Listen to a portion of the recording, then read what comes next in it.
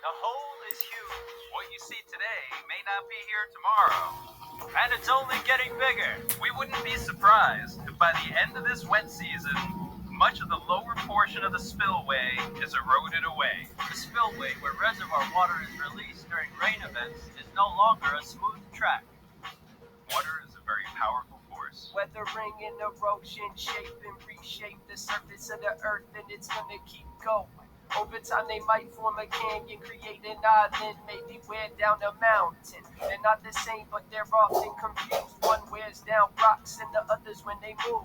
Weathering is wearing down. There's two types, mechanical and chemical. Here's what they look like. Mechanical, also known as physical, changes the shape and the size, but not the composition of the rock. It can happen when they crack on a roof or by frost wedging too, when some water seeps through to the gaps in the rocks. Watch it freeze and expand. Another way is when some particles of sediment bump or grind on another rock. It's called abrasion. All of this results in crazy rock formations. But with chemical, rock composition changes chemical reactions in a couple ways. Contact with acid rain, water, carbon dioxide, oxygen too, that's right. What makes these changes? Creates shapes and reshapes them. Landforms found on our planet. Progress down rocks or moves granite. Weathering and erosion changes. Creates shapes and reshapes them. Landforms found on our planet. Might be slow, but it's dynamic. Weathering and erosion. Yeah, but what about erosion? It's when weathered rocks are put into motion and placed somewhere new. That's deposition. Here's some different ways erosion happens. Listen.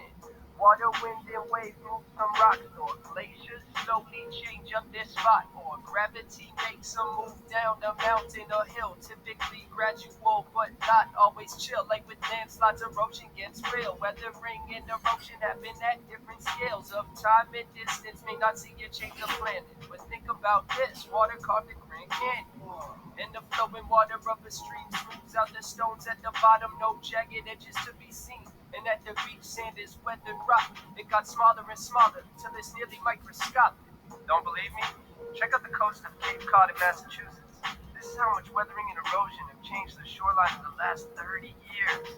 It isn't stopping anytime soon. What makes these changes? Creates shapes and reshapes them. Landforms found on our planet. Wears down rocks or moves granite. Weathering and erosion changes. Creates shapes and reshapes them. Landforms found on our planet.